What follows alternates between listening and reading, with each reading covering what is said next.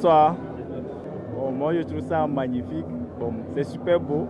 Même si ce que je trouve très très beau là est dehors. Mais bon, j'aime. Je ne sais pas si c'est taureau ou bien c'est truc là qui est dehors. Bon, j'aime beaucoup ça. Bon, qu'il augmente plus de trucs.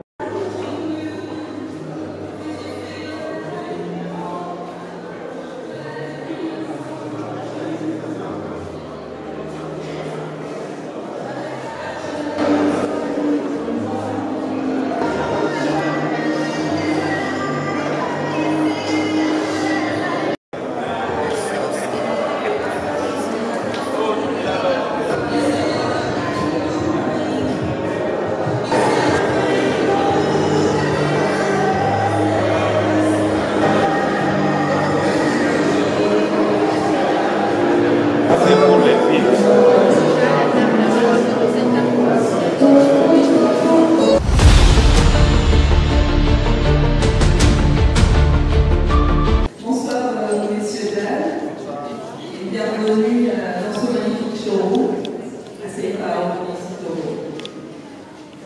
Mon nom c'est Sylvie Dawson, je suis chef des ventes ici à Safe. Bonsoir et bienvenue à vous. C'est un honneur pour nous de vous souhaiter la bienvenue dans nos locaux à l'occasion du vernissage Coconi. Coconi, qui signifie dépotoir en été, peut d'abord surprendre. Mais ce mot volontairement fort symbolise à merveille le cœur de cette exposition. Un regard neuf porté sur ce que l'on considère comme usé, abandonné, inutile. Dans notre univers, celui de l'autonomie, de la mobilité, des pièces mécaniques, nous connaissons bien la matière, la technique, la précision. Mais ce que vous allez découvrir ici ce soir, c'est tout autre chose. C'est la capacité de créer du sens, de l'émotion et de la beauté à partir de ce que l'on aurait pu jeter. L'artiste derrière Coconi a su transformer des pièces de rechange usagées, des restes mécaniques, des objets fatigués en œuvres d'art uniques.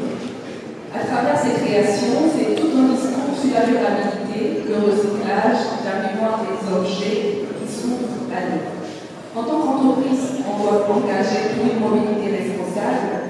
C'est Safe Mobility Togo est fière d'accueillir cette exposition parce qu'elle illustre parfaitement notre ambition que l'innovation, la transformation, la créativité ne se posent pas, mais se nourrissent les unes des autres.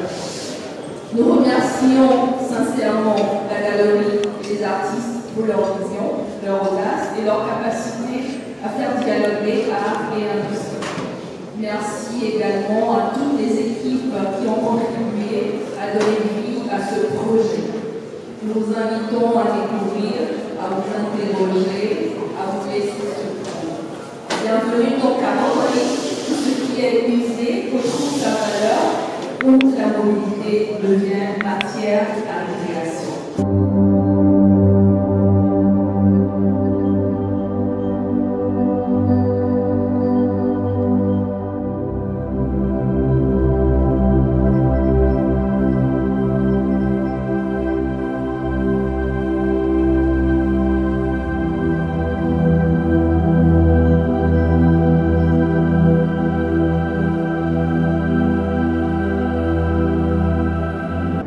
Très bien chez vous. D'accord. Oui, très bien. Agréable soirée, oui. Ça, c'est vraiment une œuvre que moi j'adore vraiment. C'est l'œuvre vraiment que j'adore le plus, en fait, parce que les matériaux qui ont été recyclés pour pouvoir reconstruire ce taureau, hein, c'est un taureau quand même, hein, qui a été reconstruit à partir des matériaux de fer, de moto. Les matériaux recyclés. Vraiment, j'adore beaucoup cette œuvre. Je vois quand même certains matériaux de mon enfance qui ont été vraiment récupérés pour pouvoir reconstruire ça. Ils ont mélangé beaucoup de choses et c'est vraiment incroyable. Et vraiment, je pense que c'est la première fois que je vois une œuvre telle qu'elle. Franchement, je suis impressionnée.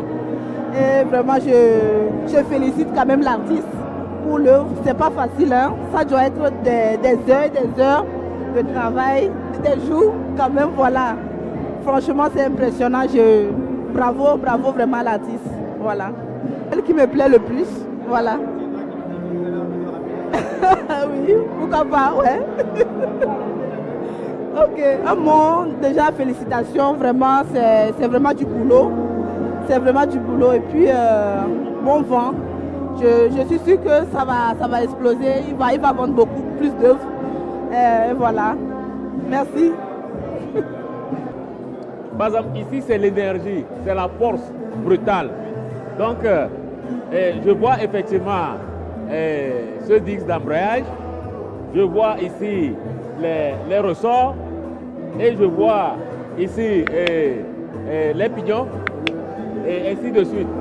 Donc, cela montre, tu vois, déjà ici, c'est l'énergie même d'un moteur. Donc, ça doit être un peu parallèle comme ça. Et ça donne la vitesse. Effectivement, quand un buffle commence par aller, c'est vraiment là-bas, les muscles là, qui travaillent bien. C'est bien placé ça. Oui, c'est bien placé. Et maintenant, tu vois les ressorts là. Puisque normalement, la queue permet à l'animal de tester. C'est comme une antenne qui le guide. Donc tu vois, effectivement, il a mis l'idée dedans. Tu vois. C'est comme quand on voit le perroquet. Tu vois. Quand tu travailles, c'est avec les coupe-coupes qu'il a fait. Et quand tu travailles avec le coupe-coupe, tout le monde sent que ça fait du bruit. On sent que quelqu'un est en train de faire quelque chose. Ça donne une mélodie. Tu vois. Alors que le perroquet, quand tu parles, il répète et ça donne une mélodie, ainsi de suite. Le pan est là-bas. Lui aussi, il a son truc. Et je pense que avec le temps, il va essayer de profiner les arts là et de rendre ça plus. Quoi. Sinon, c'est une bonne chose. Bonsoir. Je vais bien et vous? Très belle soirée. Merci. Oui, je suis artiste slameur, mais artiste pluridisciplinaire d'abord. J'interviens dans les domaines de la peinture, de la musique, du slam, de l'écriture et aussi de la sculpture. Voilà. D'abord, je suis un très grand fan du travail de Atisso Goa. Je suis très ravi d'avoir vu ce travail trouver une nouvelle cible, une nouvelle manière d'atteindre de nouveaux cœurs. Et je suis très satisfait du travail fourni par l'équipe et aussi de comment la population est en train de réagir vis-à-vis de ce qu'elle est en train de découvrir. Waouh, une très belle communion, une très belle énergie, un très grand artiste et de belles personnes, de belles rencontres. Ils ont raté cela, mais l'exposition est encore ouverte pendant un mois, donc je leur dis alors de pouvoir essayer de venir passer, découvrir les œuvres de l'artiste, rentrer dans son univers, essayer de pouvoir s'imprégner de son travail, surtout. Merci à vous. En fait, le processus de création, des fois, quand je sors dans les rues, je vois les tôles, les poubelles, les déchetteries. Il y a quelque chose qui m'appelle là-dedans. Donc j'y vais là-bas et je choisis ce qui m'appelle. Je choisis les tôles, les feuilles, tout ce qui m'appelle, je les prends. Des fois aussi, je vais chez les Gapogoblés. Je récupère les matières qui m'intéressent, qui m'appellent. Et arrivé à la maison, je dépose, je les vois. Et je dépose, je le vois, je reste beaucoup de temps. J'essaie de communiquer avec ce que j'ai récupéré. Arrivé un moment, il y a quelque chose qui descend sur moi, comme je suis en enfance. Et je communique librement avec la matière, je commence par créer. Là, on commence par souder avec mon équipe, on commence par souder, on crée. Et arrivé un moment, je me sens que cet esprit positif de la création qui est l'inspiration qui part et là on se repose, on découvre à nouveau. Alors quand on voit la taille de l'œuvre vous dépasse. Comment vous arrivez à créer ce genre d'architecture? Tout d'abord, j'aime les géants. C'est pourquoi des fois les gens m'appellent sculpteur de géants. Tu vois, les matières que moi j'utilise, les pièces des motos, des voitures, ces voitures, ils ont une vie. Ils ont satisfait les gens. Et après 15 se gâtés, on les jette partout. On les récupère. Mais au même moment, ces motos, ces voitures, ils ont un côté animal. Ils rachent des fois la vie. Et eux aussi, ils nous donnent plaisir. Mais je prends toutes ces matières et je crée le côté animal de la chose. Mais cette fois-ci, je le fais gigantesque, que les gens voient leur côté animal pour qu'ils puissent faire doucement avec les engins. Alors, à chaque fois que les gens passent devant cette architecture, tout le monde s'arrête pour admirer. La plupart des personnes, qu'elles soient sur la moto, dans les voitures, tout le monde s'arrête. Alors, qu'est-ce que ça vous fait d'avoir créé un truc pareil? Au même moment, je peux dire que quand l'esprit de création descend sur moi, quand je suis en enfance, si c'est fini, moi aussi je l'ai découvert comme ça. Parce que l'esprit part, la création, l'inspiration part, je découvre l'œuvre comme les autres. Donc, sensation qu'ils ont, moi aussi je l'ai. Moi aussi je l'ai. Mais l'important, il faut que tout le monde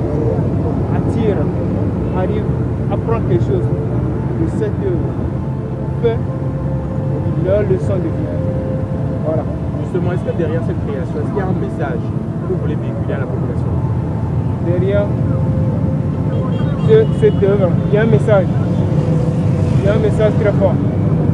Sincèrement, toutes les matières que j'ai utilisées là-bas, ce sont différentes pièces de plusieurs voitures, de plusieurs engins. Même il y a roue dedans, il y a baniban dedans. Tu vois. Baniban, il y a tout dedans. Est-ce que si le monde peut réunir, déposer les armées, oublie, voir comment améliorer les politiques, tout ça, et rester ensemble, en harmonie, sentir au fait, côté humain, les autres, ce douleur, ensemble, comme les matières réunies là-bas pour former une seule bête ou un animal, on peut faire beaucoup de choses. Donc c'est ce que j'ai à dire. Donc à part cette structure, on en a plein d'autres à l'intérieur. Est-ce que vous avez particulièrement une affection particulière pour une parmi elles? Ou vous les aimez toutes de la même manière?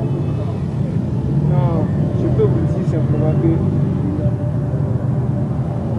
évitons l'on a vu les pas. L'énergie qui est dans l'œuvre, je l'aime ça. J'aime l'énergie qui sont dans mes yeux. C'est ça que je veux. Une dernière question pour finir. Pourquoi spécifiquement un taureau? Pourquoi pas un éléphant, une girafe? Pourquoi un taureau spécifiquement? En fait, vous connaissez Paul Haï? Oui. Paul Haï n'est plus aujourd'hui pour nous expliquer tous ces œuvres. Je laisse les gens découvrir ce que c'est dans l'œuvre. Merci beaucoup. Merci.